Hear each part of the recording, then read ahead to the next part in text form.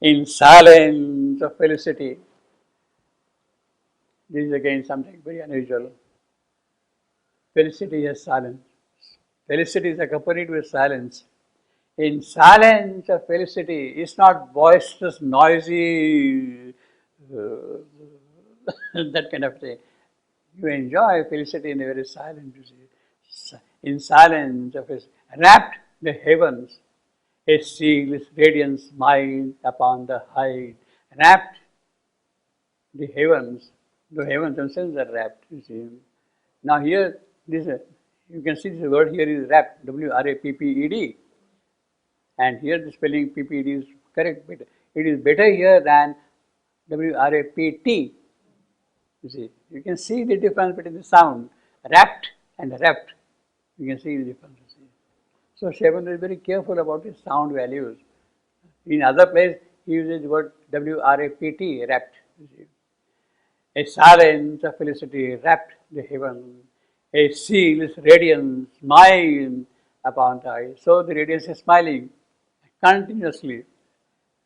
A murmur of inarticulate ravishment trembled in the wind and touched the enchanted soil.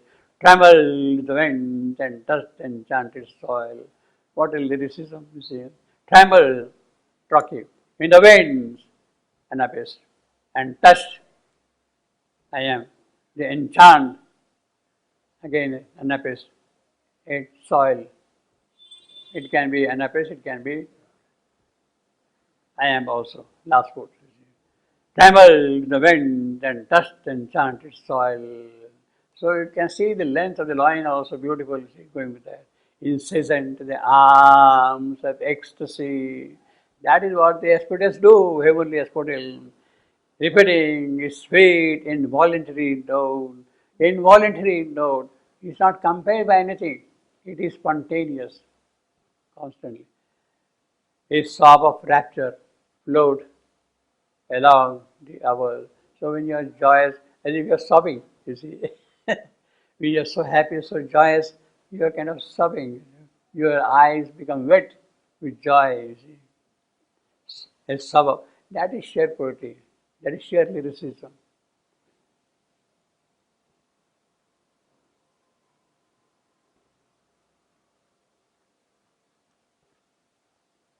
Advancing at an arch of glory and peace. Traveler on plateau and on musing ridge, as one who sees in the world magician's glass a miracle imagery of soul's free plea. He traversed scenes of an immortal joy and gazed into abysms of beauty and bliss. He traveled, here first as though for Ashwapati. So this whole Felicity's Day is for Ashwapati. The whole description of Felicity's Day, and he's traveling through this Felicity's Day now. See, he travels scenes of an immortal joy, heavenly asphodel, fragrance, beauty, steam, and gaze into the abysms of beauty and bliss. What a line! Abysms of beauty, which has no depth. Go deeper and deeper and deeper. Still, you don't reach the bottom of things. Abysms of beauty. This word abysms, 157.1. We have seen it last time. We will see it again. 157.1. Out of abysmal trance, her spirit woke. Abysmal trance.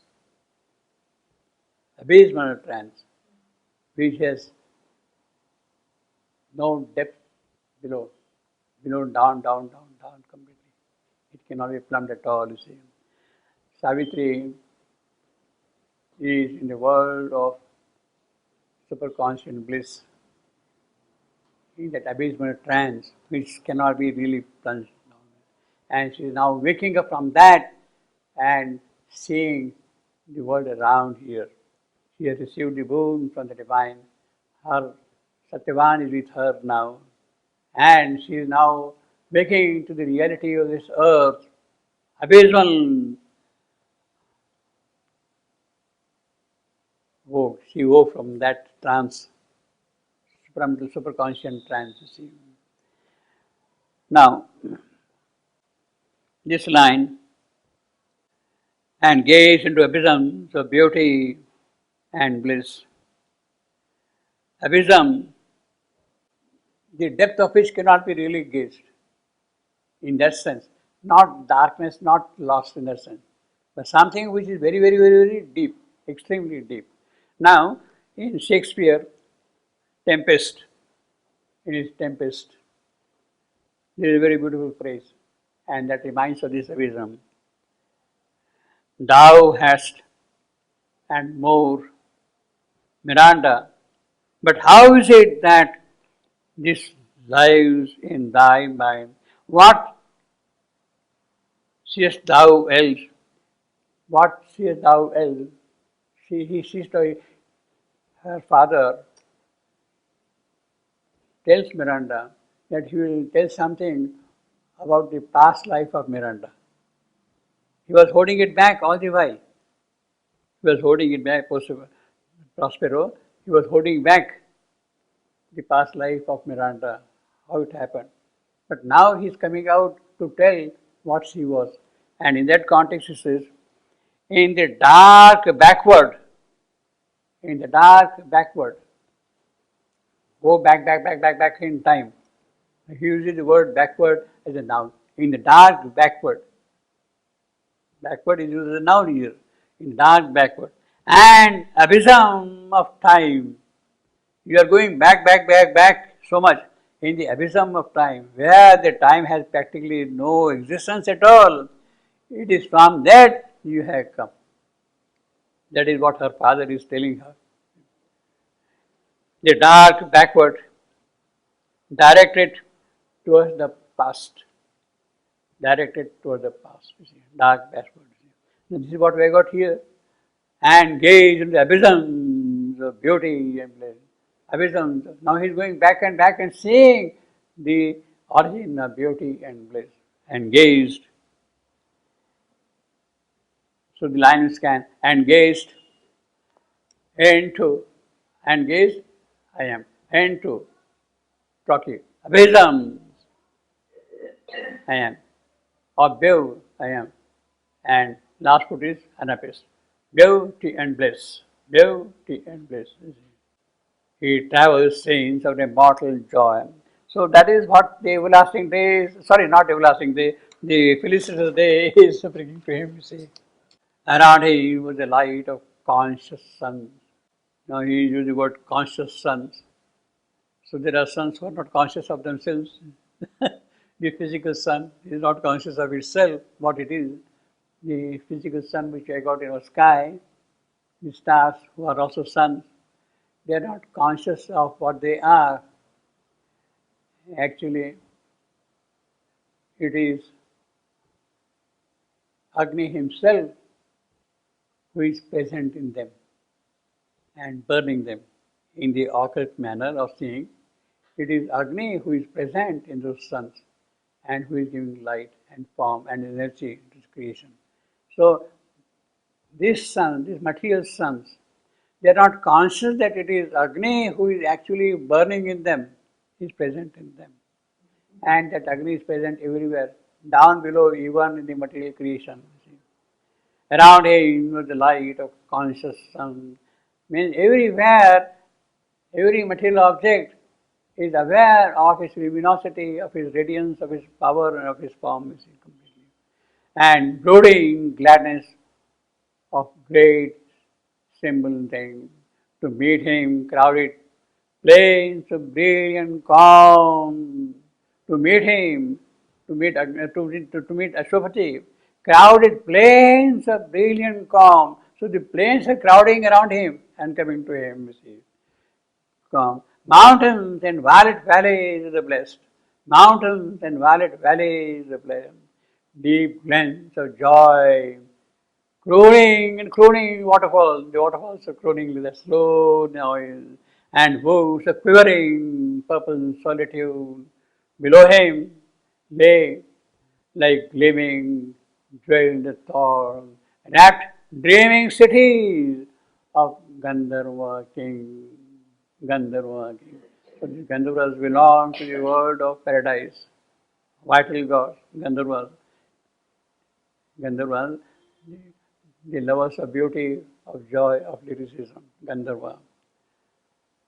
So this is actually the world of Gandharvas, what is the vital gods, what we have got, the paradise of vital gods. Now these Gandharvas, they are very romantic people also. And their consorts are Apsaras, Gandharvas and Apsaras. So they will always have romance of the while, you see. They are, Apsaras are dancers, Gandharvas are musicians, singers, and they got extraordinary powers. Actually, the chief of Gandharvas, Chitraratha, it is he who taught Arjuna music and dance. Chitraratha, the Gandharva, it is he who taught Arjuna music and dance. See, when the Pandavas lost the game of dice, they were ordered to live in the forest for 12 years and totally unrecognized, incognito for 1 year. Nobody should be able to identify themselves that these are the five Pandavas, you see. They were supposed to live like that for 1 year as incognito, unidentified completely.